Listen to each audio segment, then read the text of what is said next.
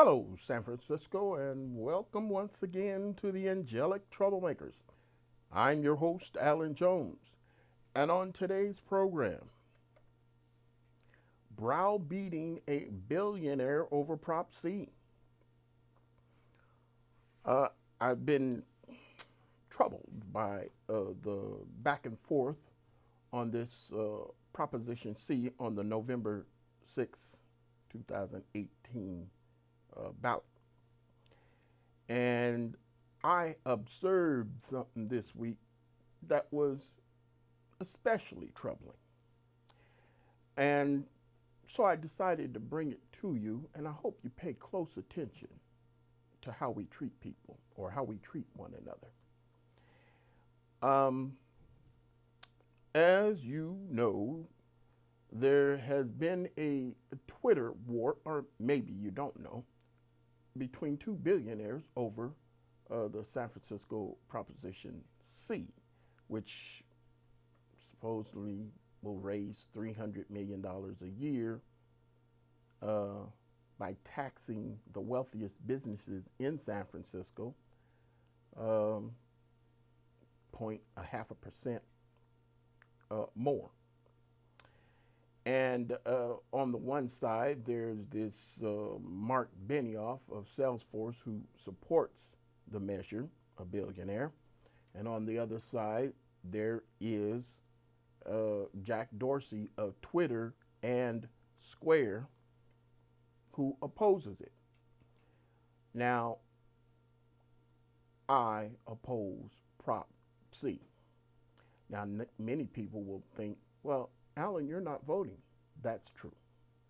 I am boycotting voting. That is another story.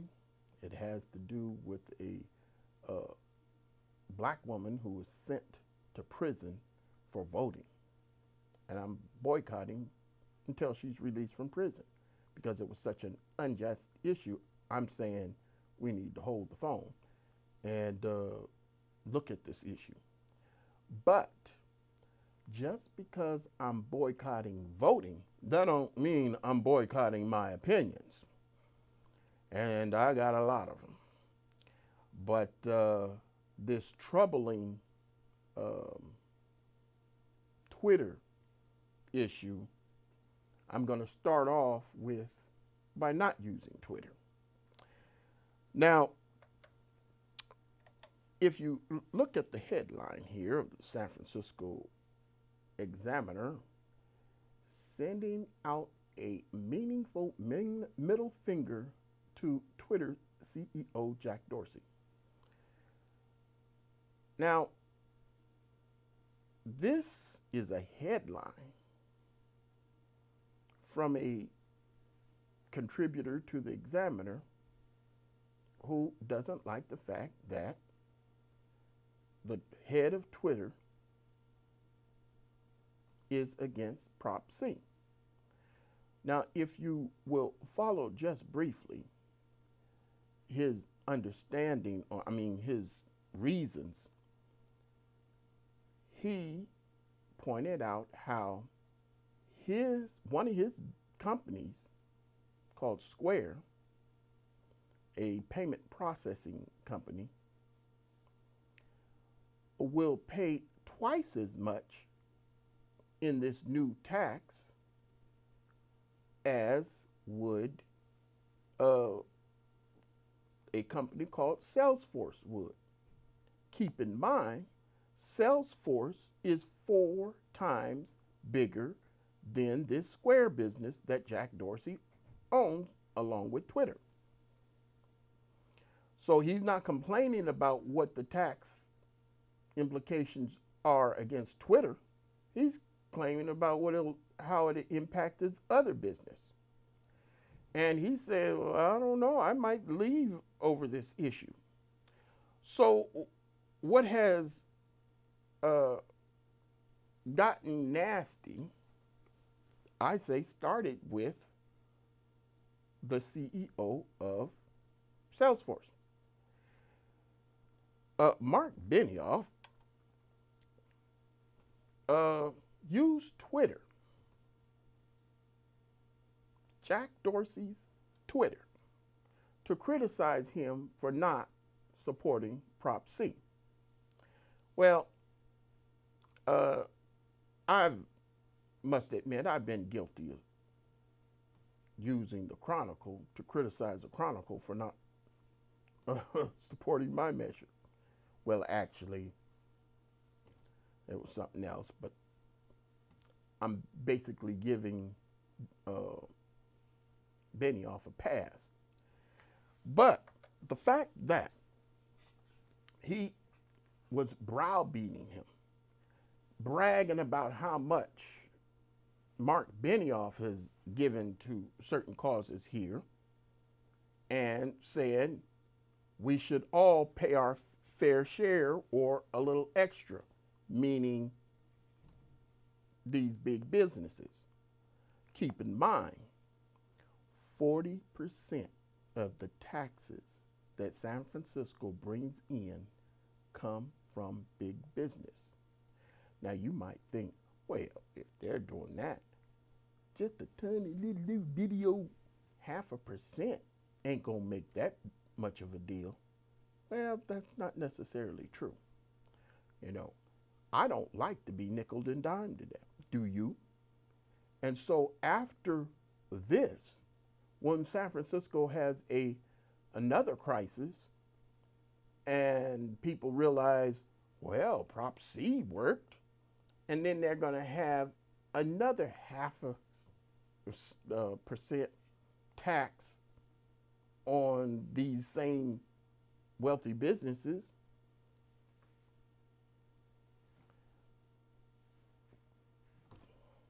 then what? Now, to look at further how this has really gotten ugly, let me show you something.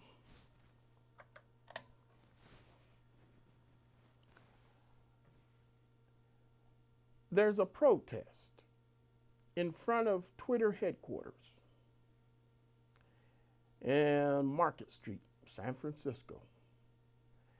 And if you can't make out the @Jack on the top of this, if you'll pardon me, turd, they're basically criticizing Jack Dorsey in this manner to support Prop C. This browbeating of a man who is opposed to a ballot measure is really out of line. When you think of it, first, you got somebody giving him a middle finger. Then you got somebody, hey,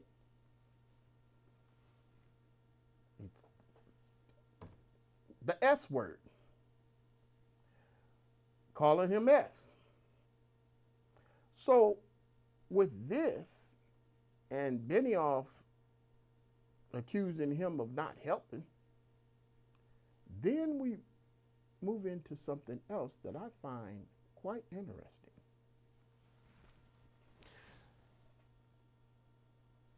If you'll notice at the top, this picture is of two people shooting up on the streets of San Francisco. The person sent out a tweet, mind you, and Mayor London Breed receives the tweet. And she responds, "This is unacceptable. Please respond." And so I, dumb me, responded, "Is that the best you can do by saying this is unacceptable? If we can employ people at $75,000 a year to do poop patrol, which we have, and pay people half that for quality of life patrol, if you will, that's unacceptable. was my comment. Well, then I thought about it overnight. And then it hit me, wait a minute. Twitter was used to get these people help. 35 minutes after that tweet went out, San Francisco Police Department and others came out and got these two individuals the help that they needed. Now, of course, I know they'll be back out on the street. I know how that game goes. They're going to be in a program for a few days, few weeks, whatever. They'll be out there shooting up in no time. It's a sad reality.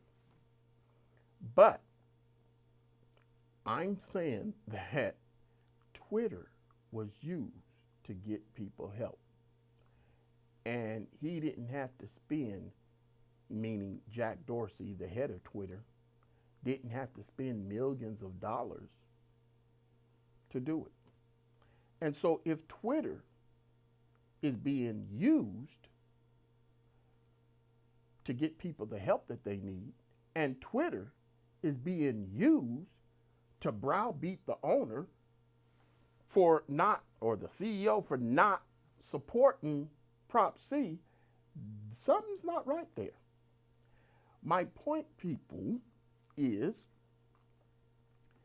San Francisco has an awful lot of nerve. I do not want somebody offering services to me who browbeat a billionaire.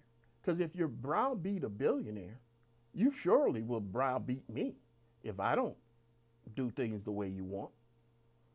And so I'm offended by the fact that the Prop on C supporters feel justified to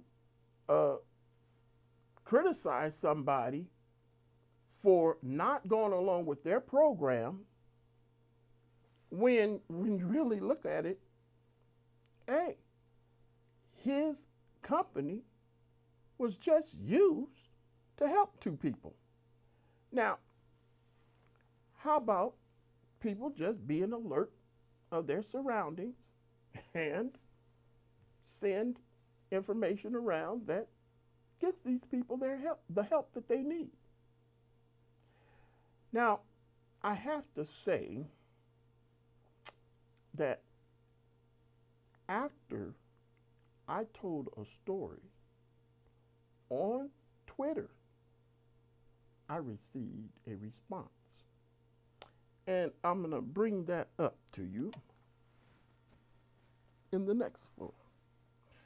Now, this person sent me a response, and it was about the SROs in San Francisco, single resident occupancy.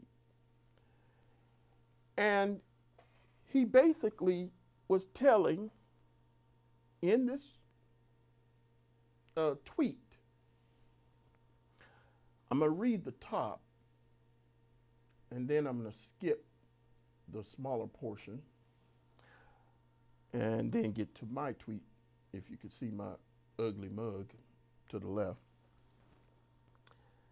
This gentleman says, the problem with SROs is fairly well known and becoming more well known just because of Prop C discussion.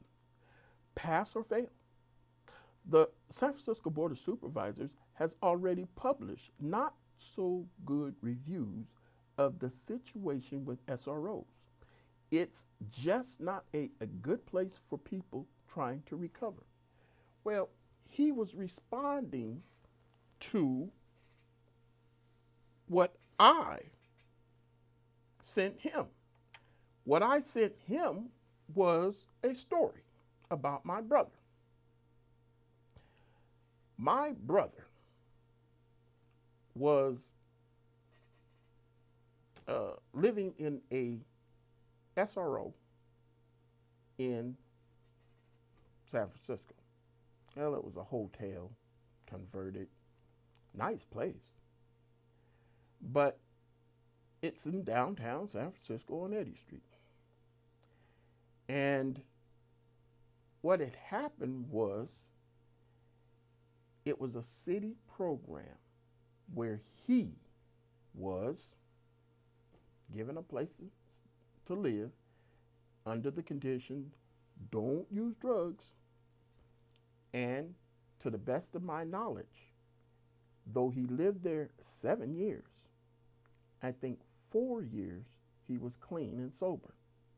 And the reason why I say about 4 years he was clean and sober, though no one knows how long that was, one of the friends that, when he was living with me, one of his friends came up to me and he was marveling at the fact that my brother had cleaned up his act for several years. And the reason why I believed the guy was because they used to do heroin together. And this guy still did heroin. And he was marveling, almost jealous or envious. But what had happened was I was always puzzled because I didn't understand, well, wait a minute. There's drug dealing going on right outside his hotel room all day long. Well, how are you going to expect somebody to stay clean and sober if you got drug dealing when they leave the building and drug dealing when they come in? So what I did was I responded, well, look at that. In the middle of this graphic, there is a piece of information.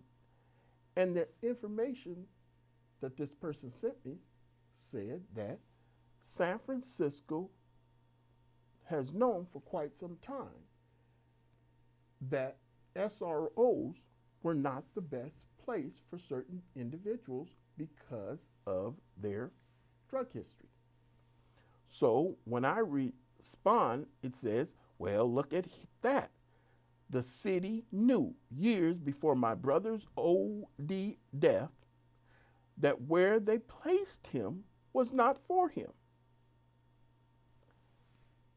Now, I went on to say, don't get me wrong, and I tell a story about somebody who I know has received help through a city program and they provided him an SRO. But the fact is, I am very furious at the fact that San Francisco has known for quite some time that where they placed my brother, it was not the best place for him. And so though people are talking about how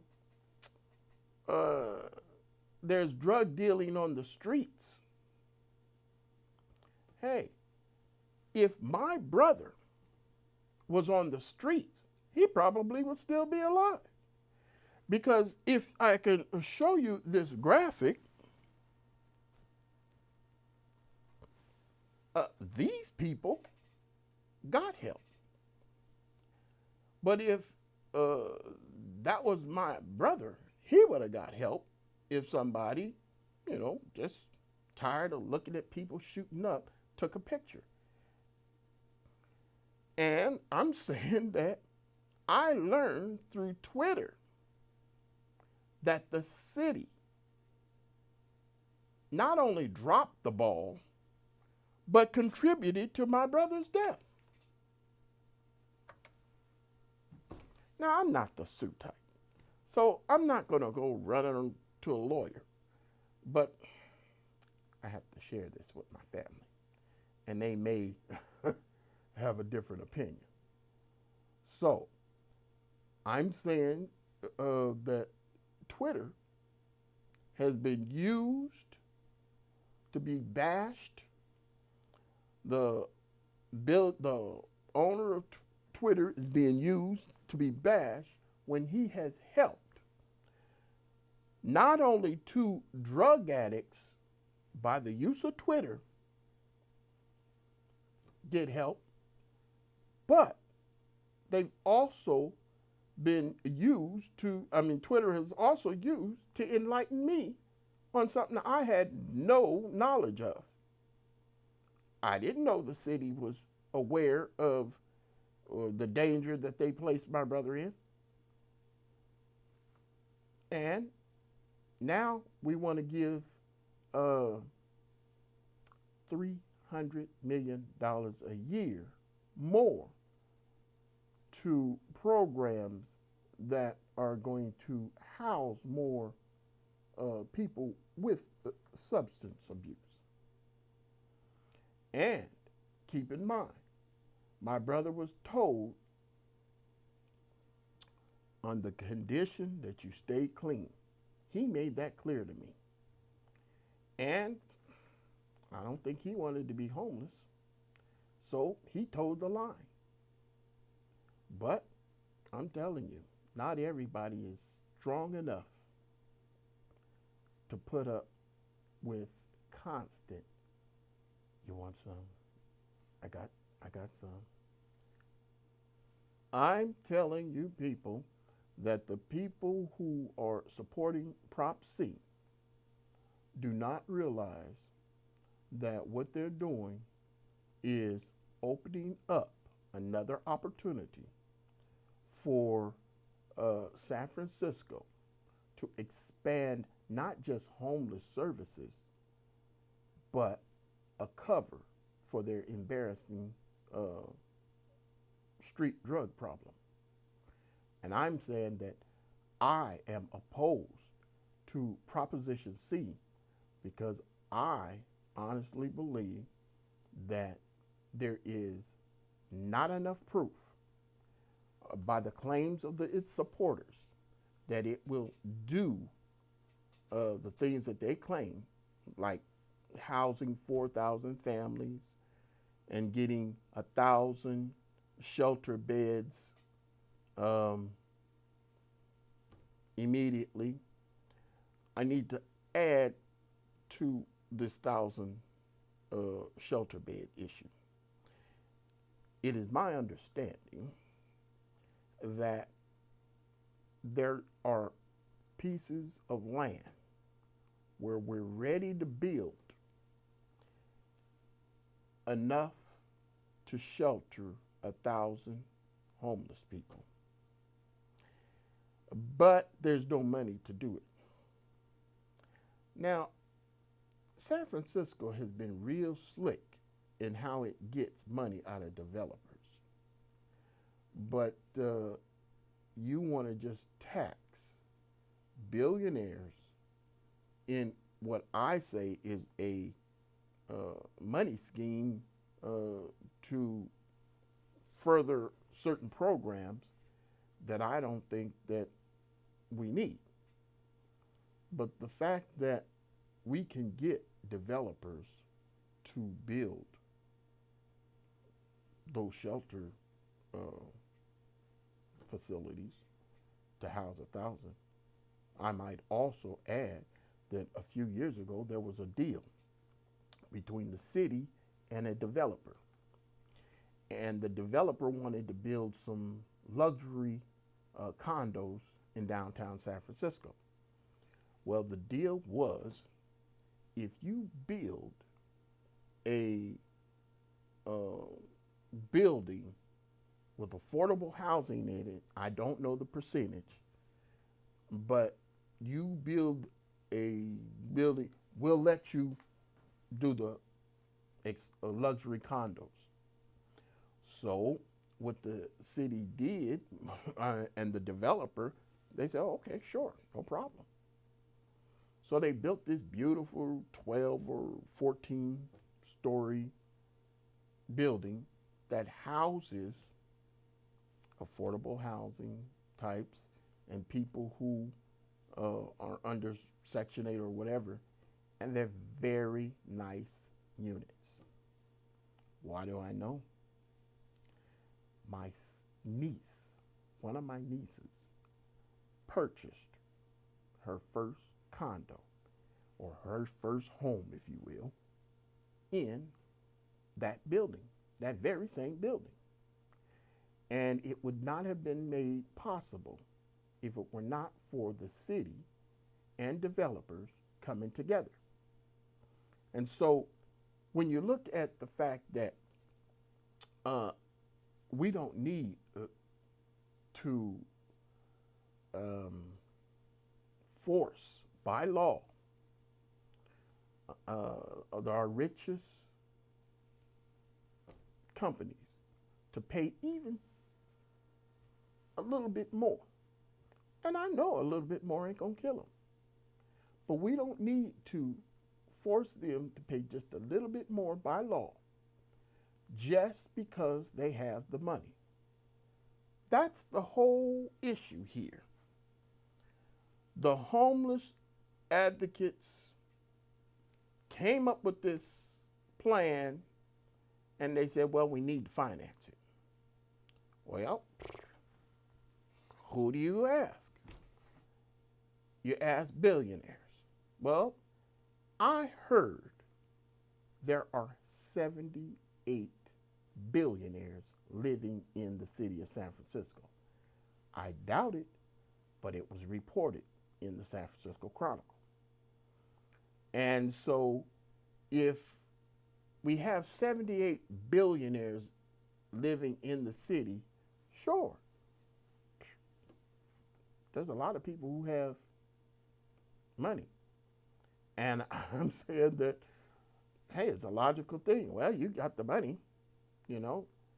But as I said when I was doing a program before, when it comes to helping the homeless, I'm first in line. But when they panhandle in front of a business, I don't give them money. Why? Because I have to respect that business also when I decide to help somebody.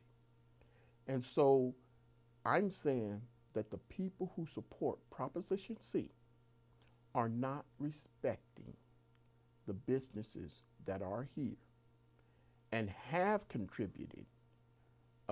Sure, a lot of their employees have driven up rents to where nobody can live here.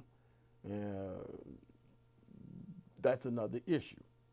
But the fact of the matter is when you look at how this Proposition C supporters are treating a billionaire just because he opposes it, you should take pause before you vote yes on Prop C, because this is not right.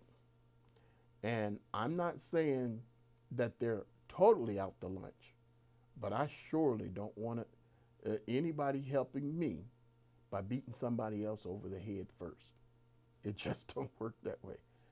And believe me, what more evidence do you need than that? This is ridiculous. Just because somebody doesn't support you, you're going to spend money to make an outfit like that just to get under their skin?